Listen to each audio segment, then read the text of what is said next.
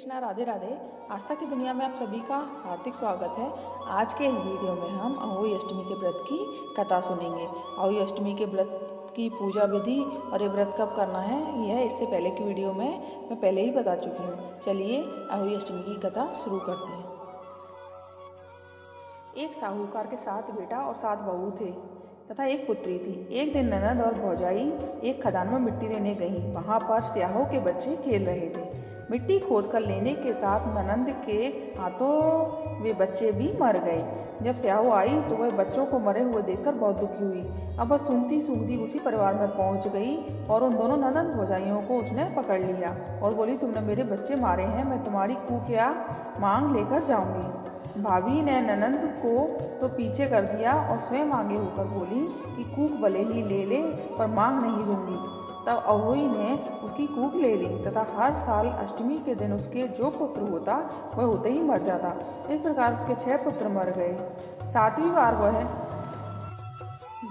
भौजाई दुखी होकर पंडितों के इधर उधर पूछने लगी कि यदि किसी तरह मेरे सभी पुत्र चले जाएंगे तो वंश कैसे चलेगा।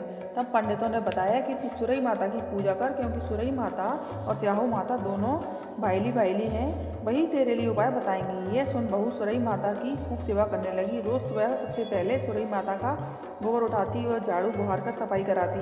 सुरई माता यह देखकर बड़ी प्रसन्न हुई और बोली, कौन इतनी जल्दी आकर मेरी इतनी अच्छी सफाई कर जाता है, आज मैं इसका पता लगाऊंगी। दूसरे दिन बहू जब सफाई करने आई तो सुरई माता बोली, तू कौन है? वो जो मेरी रोज सफाई करने आती है। तब बहू बोली, मैं सुरई माता, पहले मुझे वचन दें, जो मैं कहूँगी सो पूरा करिए। सुरई माँ ने कहा, तू जो कहेगी सो करूँगी, वचन वर्ती हूँ। तब बहू ने कहा, तू और स्याह माता दोनों भाईली हो। स्याहो ने मेरी कूक बांध रखी है, तो तू मेरी कूक खुलवा दी है। सुन सुरई बोली, तूने मुझसे बहुत बड़ा वर मांगा है, जो वचन दिया है अवश्य पूरा करूँगी।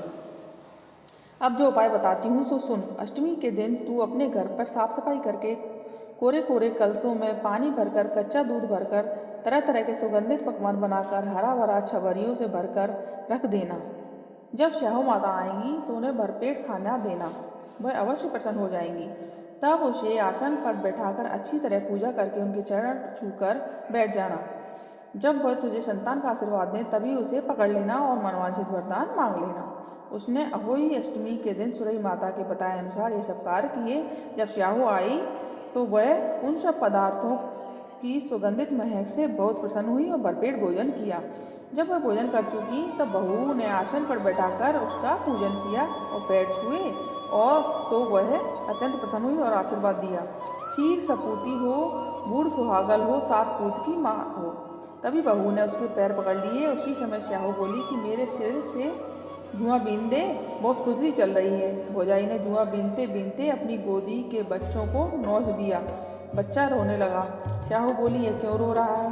तो वह बोली, ये अकेला है, इसके साथ खेलने के लिए कोई और चाहिए। तब स्याहो ने कान की एक कुत्ती हिलाई, तो एक लड़का आ गया। कुछ देर बाद फिर उसने वैसा ही किया। तब स्याहो बोली, अब यह क्यों रो रहा है? तब बहू बोली, एक जना बाहर चला जाए तो दूसरा अकेला रह जाएगा, इसलिए रो रहा है। ये सुन फिर स्याहो ने कान की दूसरी कुर्कती हिला दी और दूसरा लड़का आ गया।